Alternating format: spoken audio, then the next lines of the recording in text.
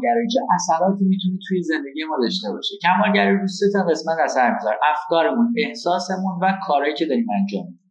آدمای کمالگرا مدام احساس اضطراب دارن، احساس افسردگی میکنن، انتقاد شدیدی و نسبت به خودشون دارن که تو آدم بی‌عرضه‌ای هستی، نمیتونی خیلی از کارها انجام بدی و مدام توی زندگیشون ممکنه عقب بیفتن. روی افکارشون هم تاثیرش این شکلیه که آدمای کمالگرا خیلی صفر و صدی فکر میکنن، همه چیز سیاه سفید میبینن.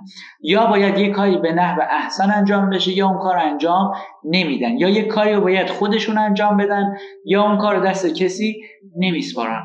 همین قضیه باعث میشه که توی کاری که دارن انجام میدن هی عقب و عقب‌تر بیفتن. آدمای کمالگرا خیلی وقتا خودشون رو شکست خورده و ضعیف میدونن، همیشه دو سر داستان افراط و تفرید هستن، خیلی ظرفیت انتقاد شنیدن ندارن، فکر میکنن اگه کسی ازشون انتقاد کنه یعنی فاجعه رخ داده، نمیتونن تحمل کنن کسی از دستشون ناراحت بشه و توی کارشون فکر میکنن نباید اشتباه کنن، همیشه باید همه کارا رو به نحو احسن انجام بدن. یه مشکل دیگه ای که آدمای کمالگرا دارن اینه که توی کارشون اگه به کوچکترین مشکلی بر بخورن اون کارو میذارن کنار. حالا شما فکر کنید میخواد یه کاری رو انجام بدید، اون کار اونجوری که شما دلت میخواد 100% پیش نمیره.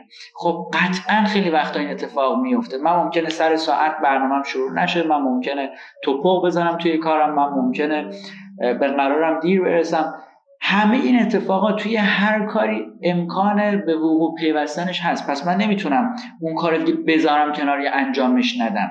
یکی از مشکلاتی که آدمای کمالگرا دارن اینه که توی هر کاری به مشکل کوچیک برمیخورن اون کارو میذارنش کنار. یکی دیگه از چیزایی که آدمای کمالگرا رو خیلی عقب میندازه عبارت‌های بایدی و نبایدی که استفاده میکنن.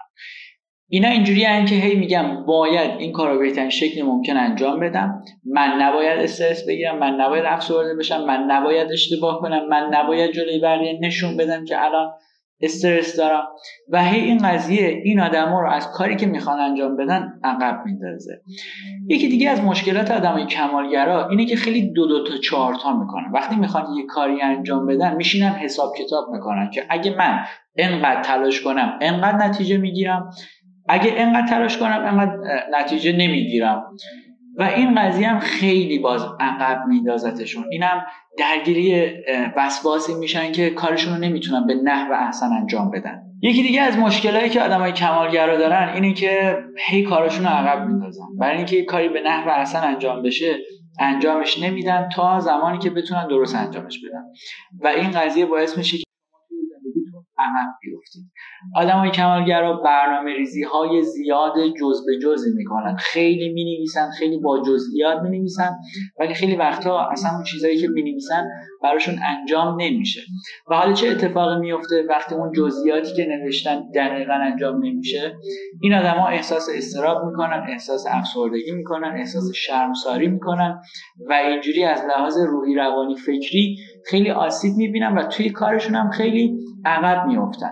آدمای کمالگرا از ترس اینکه چیزی رو اشتباه انجام ندن کارهای جدید رو شروع نمی‌کنن، دست به کارهای جدید نمیزنن. اینا همه اتفاقای بدیه که برای یک آدم کمالگرا میفته. آدمای کمالگرا برای اینکه یک کاری رو درست انجام بدن بیش از حد تکرارش میکنن. مثلا من ممکنه بخوام ویدیو رو ضبط کنم، برای اینکه همه چیش درست و منظم باشه و همه کلمات رو درست ادا کنم 20 بار 30 بار برای ضبطش اقدام کنم. خب این منو توی زندگی عقب میندازه، وقت منو میگیره، انرژی منو میگیره، از کارهای دیگه عقب میندازتم.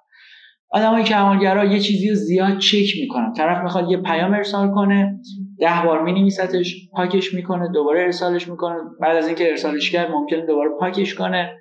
یا برای یه چیزی خیلی برنامه‌ریزی میکنن. طرف میخواد یک شام 2 ساعته بره، براش 4 ساعت برنامه‌ریزی میکنه. حالا فکر کنید این همه اثر بد کمالگرایی داره و ما اگه قرار باشه این کمالگرایی درست نکنیم چقدر ممکنه توی زندگیمون آسیب ببینیم و عقب